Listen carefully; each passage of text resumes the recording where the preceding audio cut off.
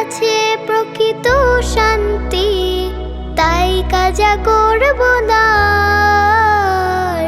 ইন্নাস সালাতা তানহা আনিল ফাহশাই ওয়াল মুনকার, ইন্নাস সালাতা তানহা আনিল ফাহশাই ওয়াল মুনকার।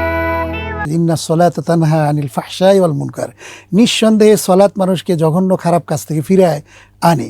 এটি কিন্তু আমাদের সংস্কৃতি।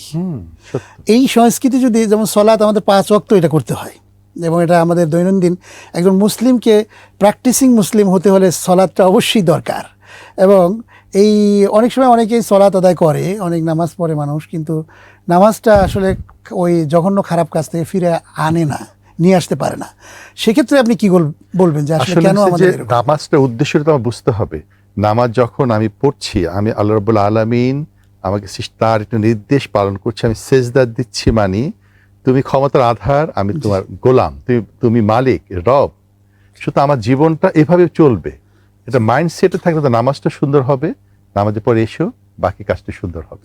আর যদি এরকম হয় সবগুলো আমরা শুধু অনুষ্ঠান করে ফেলি, যে নামাজ একটা অনুষঙ্গ, ব্যবসা বাণিজ্য আলাদা, সবগুলো আলাদা আলাদা করলে কিন্তু কখনোই এই অ্যালাইনমেন্টটা হবে না। নামাজে যেমন আজান যখন দেওয়া হয় তখন কিন্তু মহান স্রষ্টা আল্লাহকে স্মরণ করা হচ্ছে, রুজু হয়ে যেতে হবে। জি, আল্লাহকে যেমন আল্লাহু আকবার বলা হচ্ছে, এরপরে আবার রসুলকে স্মরণ করা হচ্ছে, এরপরে আবার কিন্তু বলা হচ্ছে হাইয়া আলাস সালাহ, তোমরা নামাজের জন্য আসো। যদি প্রশ্ন করা হয় নামাজের জন্য কেন আসবো, উত্তর কিন্তু সঙ্গে সঙ্গে দেওয়া হচ্ছে হাইয়া আলাল ফালাহ, এসো কল্যাণের জন্য, নামাজ পড়লে কল্যাণ হবে।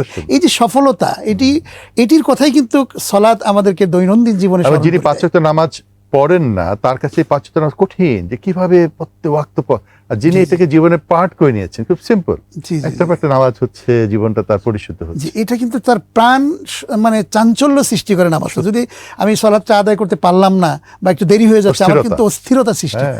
এবং বিশেষ করে এটার মধ্যে কি মজা, কি আলাদা টেস্ট। নামাজটা দেরি করে পড়লে দেখবেন যে মনে সারাদিনে বড় কাজটা বাকি, আর এসে জামাতে হয়ে গেলে মনে হয় যে রাতে হালকা।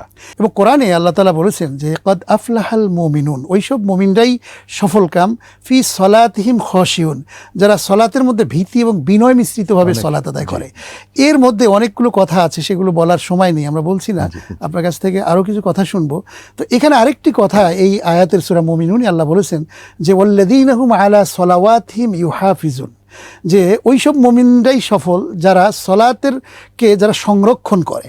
অর্থাৎ এক সলাত ফজর আদায় করলো, এরপরে আবার যে জোহর আসতেছে সেটার জন্য সে চিন্তা করে, ফিকির করে, এরপরে আবার আসর চিন্তা করে, মাগরিব চিন্তা করে, এরপরে আরও চিন্তা করে যে আমার আরও সুন্নত এবং নফল আমাকে পড়তে হবে, বা তাহাজ্জুদের নামাজটা যদি পড়তে পারতাম তাহলে কিন্তু আল্লাহর সান্নিধ্যে চলে যাওয়া যায়। এবং আপনি অবাক হবেন যে অনেক ওলামা ইকরাম কিন্তু এই কথা একমতে রিসার্চ করে গবেষণা করে বের করেছে, তাহাজ্জুদের নামাজে যদি কেউ উঠে আল্লাহকে স্মরণ করে ডাকে আর চোখের পানি ছেড়ে দেয়, চোখের পানিটি নাসিকা মূলে আসার পূর্বেই আল্লাহ তাআলা কবুল করে ফেলেন।